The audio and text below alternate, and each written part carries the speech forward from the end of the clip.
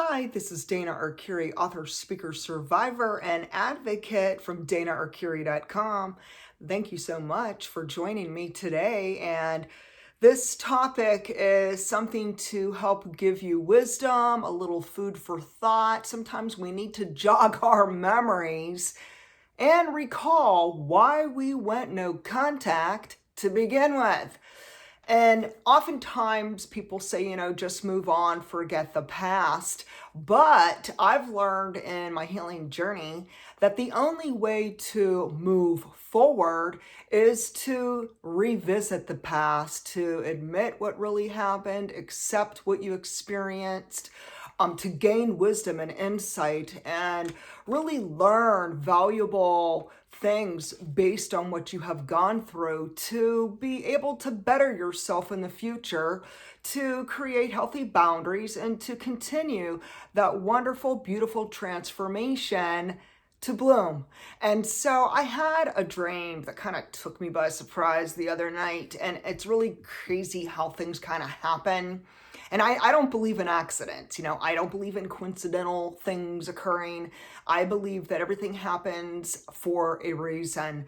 And I'm a deep thinker. And so when things happen to me, I take a good look at it, I examine it, and I ask myself, what can I learn from this? How can I improve myself from this? What's it teaching me?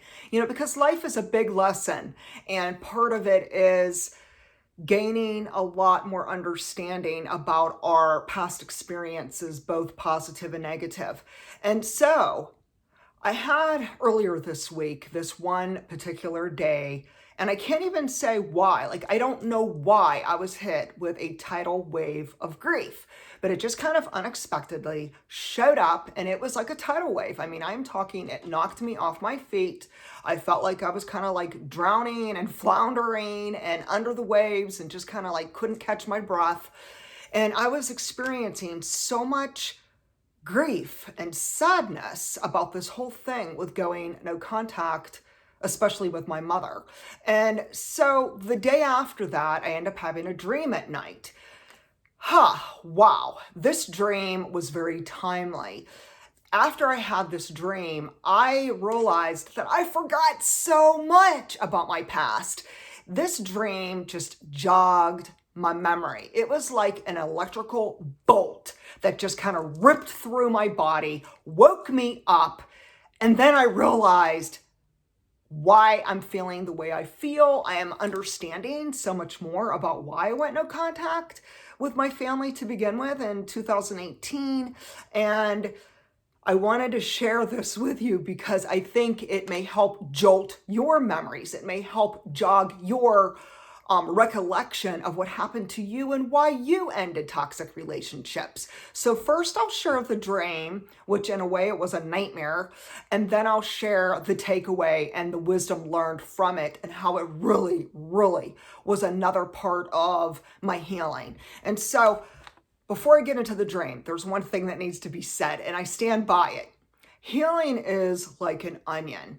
And in the journey of recovery, whether it's recovery from medicine, recovery from illness, recovery from trauma, child abuse, sexual assaults, narcissistic abuse, toxic siblings, unhealthy relationships, when there's strip by strip of this onion being just kind of pulled away, one after the other, okay, what happens is each layer will reveal something new. So something kind of comes up to the surface, kind of like a plant, and it comes up to the surface, it uproots itself, and then we could visually see the past and the pain and the trauma and the tears and the trials, and we can make a lot more sense out of it. And so that is really where I'm at this week, in this present moment of different layers being peeled away, and this recovery and healing journey to just continue on until I take my last breath on earth. I really believe I will continue to heal one day at a time. And there are moments when you might feel like you're at a standstill and you feel like nothing's happening or you're kind of stuck.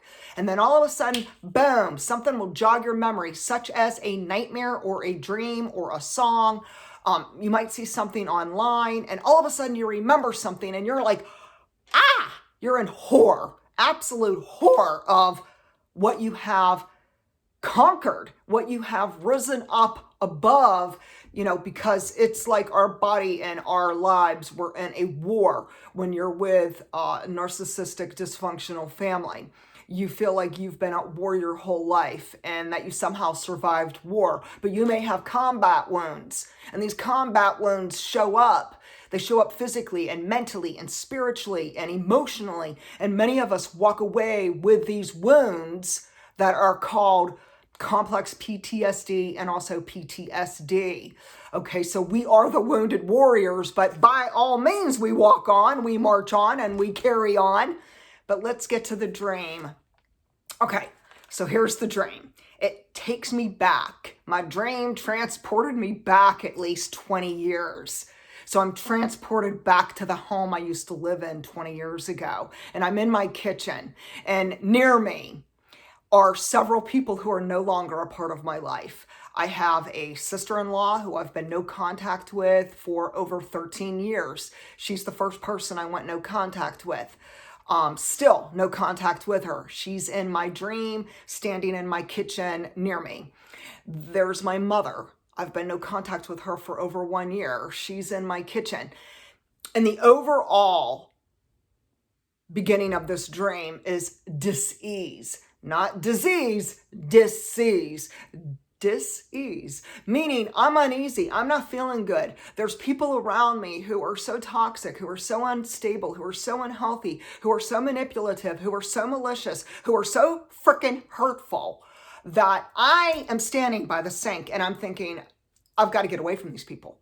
I can't stand here. I can't be near these people for one more second because I'm sick. I'm physically sick over these people. So I'm standing there in turmoil at my kitchen sink and I'm not facing them. So my back is towards them, but I'm very, very aware of their toxic presence.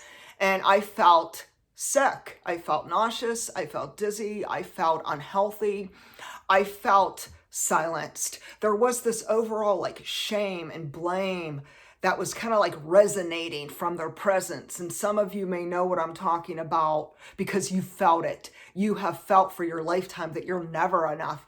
You'll never amount to enough because they tell you you're not enough. They tell you you're not good enough and you're not smart enough and you're not pretty enough and you're not ever going to be acceptable. And they say so many hurtful things through our lifetime. And that in itself is another topic. But the point is this: I'm in my kitchen. And I'm in this dream where I decide I've got to get away from them. I can no longer be in their presence. And so I walk out of the kitchen and I walk through the living room. I'm heading down a hallway. And in the distance, I could see there's at least 3 or 4 doorways. And the one is straight ahead of me and it's the restroom. And I'm thinking to myself, I need to go in the bathroom, lock the door, and I need time to decompress. I need to catch my breath. I need to kind of come up with a plan. But before I even reach the restroom, out of nowhere, boom, someone comes up behind me. The golden child's husband, no name's going to be talked about, but they know who they are. He comes up behind me. Remember now, this guy's like over 6 feet tall, over 200 pounds. I'm a lot lighter than him. Obviously, he's physically stronger than me. And he comes up behind me. Now, remember, this is a tactic that happened over and over and over again in my years of him being a part of her life. Because remember, that's the golden child's husband. He's part of my family now, the extended family. And what happened was he comes up behind me. He digs his fingers, boom, smack inside my waist. And he does what I call tickle torture. So to him, it's ha ha, funny, I'm going to play a prank on you. When the truth is, no, it's not a prank. It is absolutely physical assault. So what happens is a lot of people who are narcissistic, such as the golden child's husband, he's a very arrogant, aggressive individual who I consider a non-human, a subhuman. Okay, this person has been extremely aggressive for the length of time I've known him, which it could be, oh my goodness, it might even be close to 40 years by now that I've known this person. Okay, maybe 35 to 40 some years.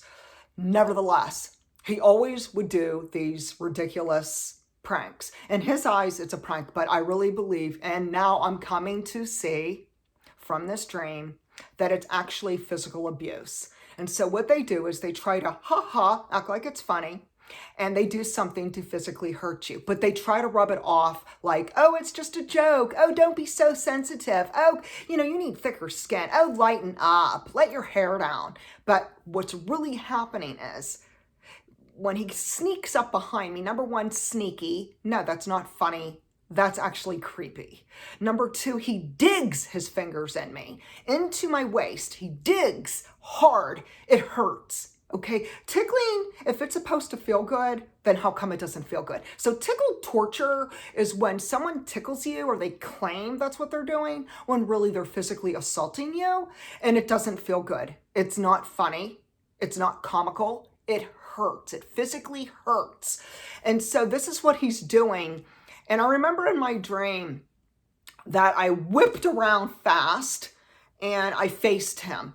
And there were two other people who kind of came up in the hallway on the opposite side of him. So they're standing in a different direction and position than him. But the one person was my niece's husband, who I am not a fan of, who has been malicious, toxic, abusive, stalking me, mobbing me, creating smear campaigns against me on YouTube, on Twitter. I am talking, the guy continually comes up with alias accounts. It's like, hello, get a life, you ghetto. I mean, I'm talking, this is low life trash. And he was in my dream. And so next to him was my one nephew. Now, this one particular nephew kind of surprised me to be in my dream. He's someone who I consider loving, kind, gentle. He's an empath. He's highly sensitive. For many, many years, he lived far, far, far away from our family because he himself was abused by his stepfather. And so that goes into a whole other thing. But the gist of this dream is that the toxic brother-in-law considered himself humorous, or at least he thought he was cute when really he was just despicable. And he's trying to hurt me. He claimed it was tickling, but really it's tickle torture because it's a way for someone to torture you and to try to just shift it and say, oh, you're just oversensitive and you're just, you just have no sense of humor whatsoever. Oh, excuse me, when you're abusing me, when you're physically assaulting me, no, it's not funny. But this is so like my brother-in-law. And so when I had this dream, I was like, whoa, this reminds me of all the times he hurt me. There was another time many years ago when I was living with them. I was living with the golden child and her husband. This is back in the day when I was in beauty school. So we're going way back to the 1980s. And I was walking through their dining room when out of nowhere, boom, same kind of thing. He comes up behind me, real sneaky, real sly, real covert, grabs me, flips me over his shoulder, and I'm screaming and saying, put me down, put me down. It wasn't funny. I was very used to his toxic, malicious, aggressive behavior. He was a bully. He still, till this day, in his 60s, is a bully. He's a creep. He's an abuser, okay? And in my real life, okay, back in the 80s when this happened, I'm trying to get away from him. And so there's a struggle happening because think about it, visualize this, that someone picks you up, tosses you over their shoulder. And remember, he's 200 pounds, 6 foot tall. I'm about 5'4". Back then, skinny mini. Back in those days, I was only like 120 pounds, very thin. And I couldn't get free of him. And I'm screaming and trying to get away. And there's this big struggle. And all of a sudden, with the struggle, he whips me around, slams my head up against the wall, and I ended up crying and screaming. I had a concussion. It was extremely, extremely traumatic. And shortly after I moved out. I was like, hell no, I am not putting up with this abuse. And that was the end of that. But if we get back to the actual dream, I'm now reliving this, I'm now thinking, oh my goodness, here he goes again, this malicious person. He's so inappropriate in his behavior. And so in my dream, I'm fired up and F-bombs were flying, people, okay? I try to limit sometimes those, verbal swear words, profanity, but I'm human. I'm human, people, okay? And so the F-bombs were flying, and I just kind of lit into them like that. I'm just saying, I hate you. I despise you. I think you are the absolute most horrific, horrifying, creeper, stalker, aggressive abuser. You're a predator. You think you're so funny. You're not funny. And don't you dare put another hand on me, or I will be calling the authorities. And so it really brought to life what I've been going through for all these years with him and how he thinks he's so cute. A little backstory on him. The brother-in-law, who's a big fat bully, he has habitually assaulted little girls. He has habitually assaulted females that are teenagers, people who are adult women. He doesn't care how old or young you are. Oh, if he wants to have some fun, he'll find ways to have some fun. And that means violating people's bodies and rights and safety. And my sister, the golden child, oh, she was absolutely just downright angry and outraged at him. But she found out through time, you can't change a narcissist. You can't change people, and she can't change him. She can only change herself, but she chooses to stay in that rotten marriage, and that's a whole other video in itself too. So then in this dream, let me get to my notes. I then looked at my niece's husband, the guy who I consider from the ghetto, who's pure trash. And I lit into him, and I'm screaming at him. And the nephew, who is a good person, very kind-hearted person, I'm not really sure why he was in my dream. He, in my dream, was an observer. He was quiet. He didn't say anything. He stayed in one place in the hallway, never said one word, and I'm not really sure why he was there. But, I haven't been in contact with him because I'm not in contact with my family. But I found it kind of interesting that there's 3 guys in my dream in the hallway. 2 were extremely toxic, malicious, and abusive predators. And the third person is a kind-hearted, empathetic, highly sensitive, sweet, trustworthy person who I do love. I do pray for my nieces and nephews who I do love dearly. There are some of them that are the kindest, warm-hearted people, and I wish them well. But let's get back to the dream now. So I wake up. And the takeaway is two things I have to say. Number one, it reminded me when I woke up, okay, why did I go no contact?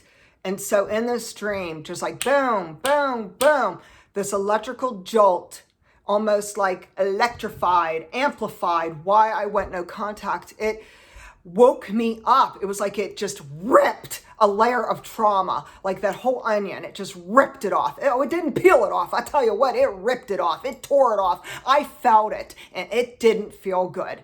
But boy, did it just kind of jog my memories. It woke me up to the truth about abuse and about why I went no contact. But what really was interesting and what really caught me kind of off guard was the feeling. Now, the feeling is, you can't always put it in words. There's not always audible verbal words to even speak. Sometimes it's so hard to come up with the vocabulary that will nail down your perception of what you went through. And we're talking real things that you've gone through, like child abuse, narcissistic abuse, toxic siblings, bullying you, harassing you, gaslighting you, triangulating your relationships. So often we can't always come up with the words because, remember now, most of the people who are the scapegoats and the black sheep of the family, we are the empaths, we are the kind-hearted people, we are the ones who are more sensitive, who wear our heart on our sleeve, and we sometimes can't even put words and find logic in things that are so abnormal.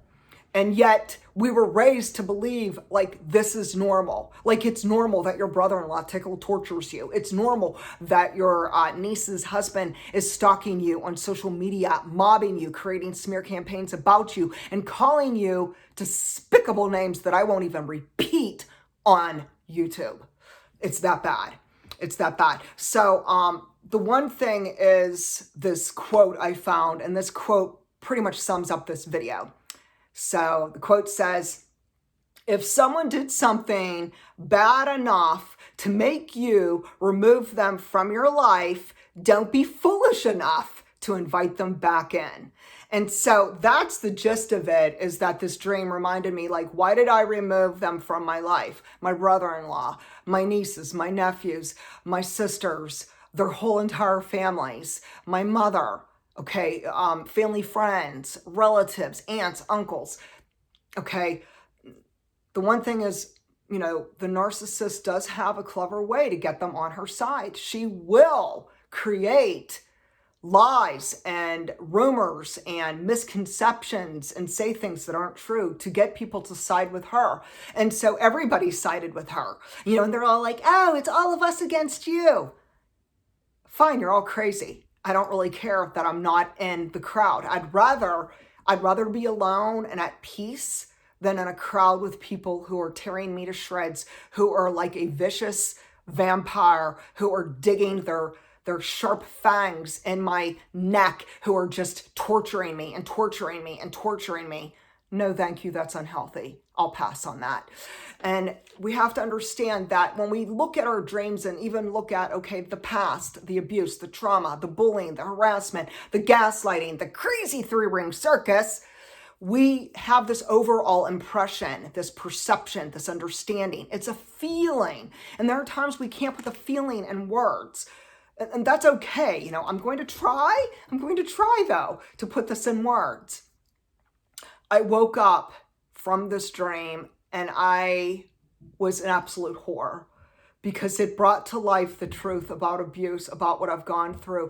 And it made me realize, and I'm telling you, it brought a flood of grief, especially when it comes to my mother.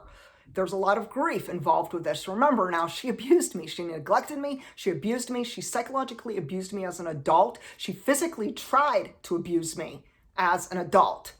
It's absolutely horrendous what I've gone through. If you want that story, please read Soul Cry, Releasing and Healing the Wounds of Trauma, which is my memoir. But the feeling I had after this dream was sad. I was so sad that I couldn't even be near my mother. It reminded me of all the times, all the years that being in her presence made me physically and emotionally sick. I came down with the flu. I had migraines. I was nauseated. I started vomiting. My fibromyalgia pain was flaring all over. I'm talking excruciating pain. Can't function. I had depression. I had anxiety. I had this overall terrible feeling in the pit of my stomach.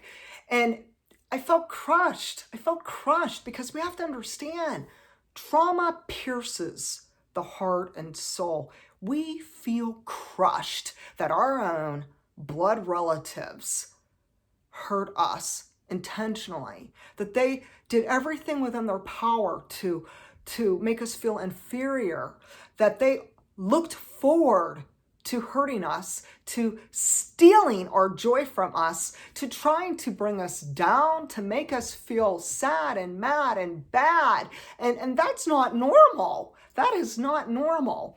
And then after that, the overall feeling in my dream was conviction. You know, I felt convicted once again that yes, I did the right thing. It's confirmed that I made the right choice to cut the ties with my abusive family, that I did the right thing, you know, and sometimes we need this. We need this. And we need to remember and to recall and bring up those old memories and jog our memories to remind us, why did we go no contact to begin with? Why? What brought us to that breaking point to walk away for good? And oftentimes, we could not always remember every detail until we have a dream, or until something happens, or until that other layer, like an onion, is just peeled away, and left is this bloody wound laying there, oozing, and then we're just left there wide-eyed, horrified, and remembering, that's it. Now I remember. And now I'm so thankful. So kind of like the remembering and the saying, yes, this is why I went no contact. And then looking at all those feelings, the feelings of feeling inferior, of not being good enough, of being told that you're the problem. It's all you, that something's wrong with you. You're the crazy one. And yet they're the ones who are keeping family secrets. They're the ones who are physically, mentally, sexually, and in so many other ways hurting us. And it's just craziness. The whole thing's insane. It's, when there is a toxic, dysfunctional family, the dynamics behind it are so deep. I mean, think of it like a garden. Okay, so it's a garden, but it doesn't look pretty. And there's weeds everywhere, and it's a jungle now, and the weeds are growing up, and there's poison ivy, and there's these poisonous plants now.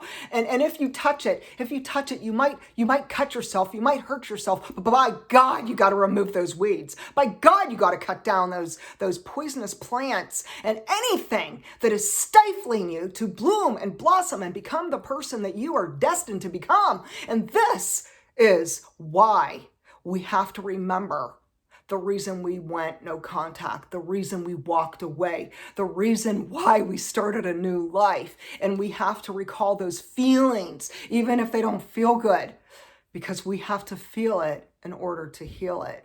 And so today, I don't know what you're going through, whether it is a boyfriend, girlfriend, a husband, a wife, a boss, a mother, a father, grandparents, relatives, or it could be your brothers and sisters who are so extremely unstable, toxic, and psychologically or physically abusive towards you. But understand this, there will be moments when you might feel stuck, but there will be times when you will have amazing growth. Now, this week, I consider it amazing growth.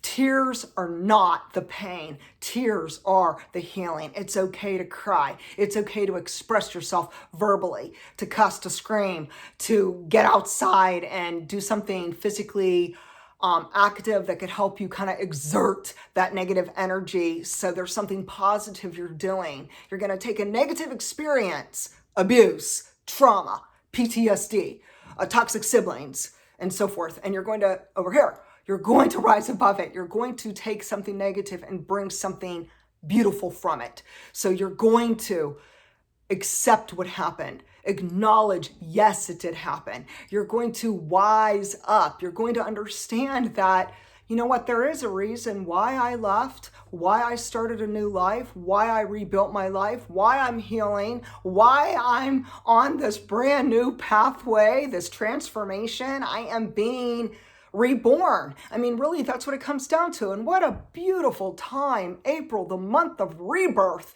the month of resurrection. Understand, resurrection could mean a whole lot of different things. And I know in the Greek terminology, it's along the lines of, we're not looking to get back to normal. Because you know what? I don't really believe in normal. What's normal? Everyone defines normal different, and that in itself might not even be normal. But instead of saying, hey, we want to go back to the same way, no, don't go back to where you were, because where you were is not where you're meant to be today. Today, we're going to start over. We're going to start fresh. There is a rebirth. There is a new beginning. And like a butterfly, we're going to go from the cocoon into the full wings of flying and flourishing and soaring. Because our lives have purpose, and there's so much goodness awaiting for us this year when we have the courage to keep moving forward. If you'd like to share with me, have you ever had nightmares, dreams, memories, all kind of things kind of cropping up out of nowhere unexpectedly? Do you have grief and anger? Do you have times when you remember, oh my goodness, yes, this is what happened, and this is why I'm no contact?